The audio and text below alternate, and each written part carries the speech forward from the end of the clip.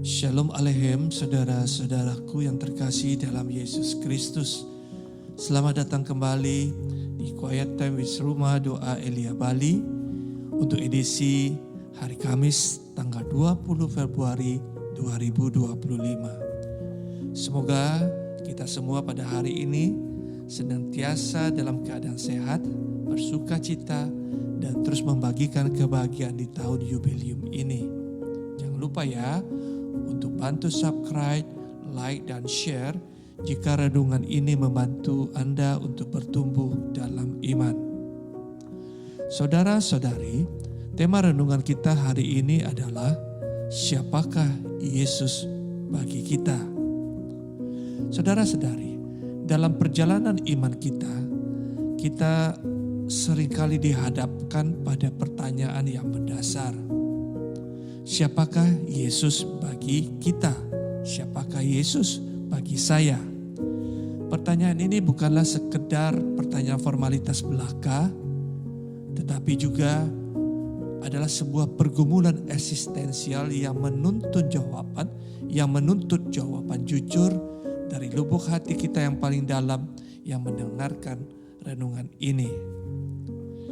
Dalam Injil suci menurut Markus bab 8 ayat 27 sampai 33 yang kita renungkan hari ini, kita melihat bagaimana sosok Petrus, seorang murid yang paling dekat dengan Yesus, memiliki pemahaman yang khas tentang Mesias.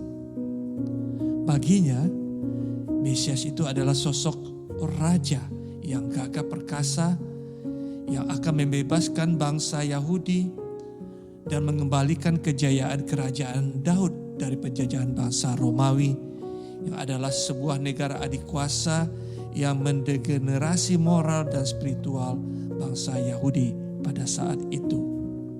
Dan harapan itu sekarang ada pada diri Yesus yang dilihat Petrus sebagai utusan Allah yang memiliki kekuatan adikorodati yang memasuki dunia manusia dengan daya surgawinya. Pemikiran ini tidaklah salah, namun belum sepenuhnya menangkap esensi kedatangan Mesias yang sesungguhnya. Petrus, seperti kebanyakan orang Yahudi pada zamannya, mengharapkan Mesias yang akan tampil sebagai kekuatan politik dan militer. Mereka merindukan sosok yang akan menyelesaikan masalah dunia ini dengan cara yang tampak dan mudah. Namun, Yesus datang dengan cara yang berbeda. Ia tidak datang untuk menaklukkan dunia dengan pedang, tetapi melainkan dengan kasih dan pengorbanan. Dalam kitab Kejadian bab 9 ayat 1 sampai 13, kita menemukan sebuah perjanjian yang sangat penting antara Allah dengan Nuh setelah air bah. Allah berjanji untuk tidak lagi membinasakan bumi dengan air bah. Dan sebagai tanda perjanjiannya, Allah menempatkan busurnya di awan.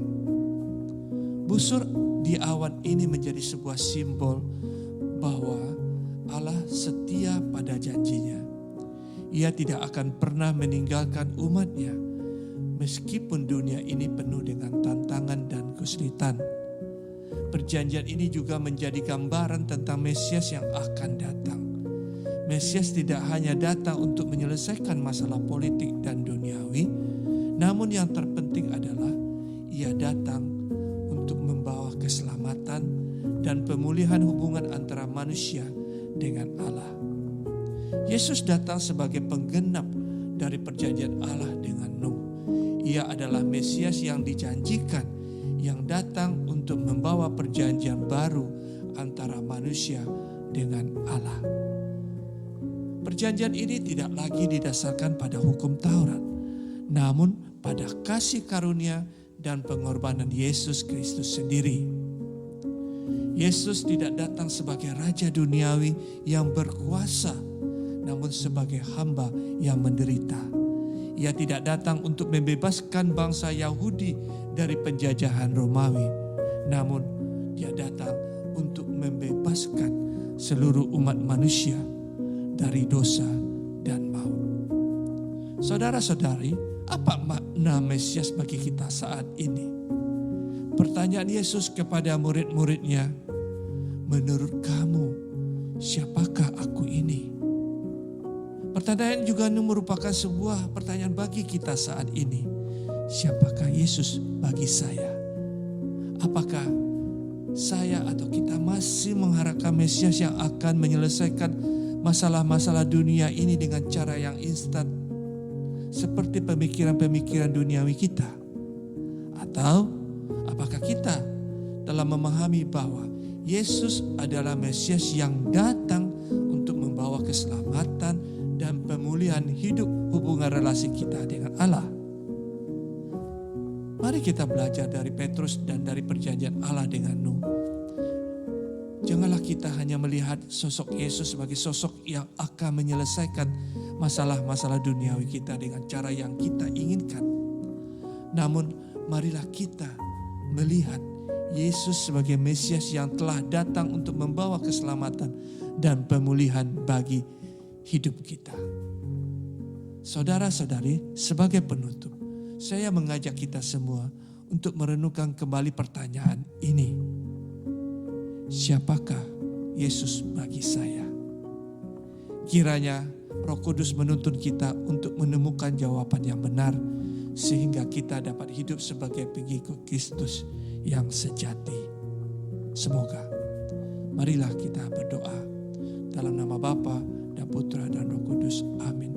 Allah Bapa sumber kebahagiaan, kami bersyukur bahwa lautan kasih-Mu tak pernah habis untuk kami selami, terutama rahmat Ekaristi yang kami terima hari ini. Semoga dengan dasar belas kasih-Mu yang begitu besar, kami dapat memahami siapa Engkau sebagai Mesias dalam hidup kami. Dengan pengantaran Kristus Tuhan kami. Amin. Tuhan memberkati dalam nama Bapa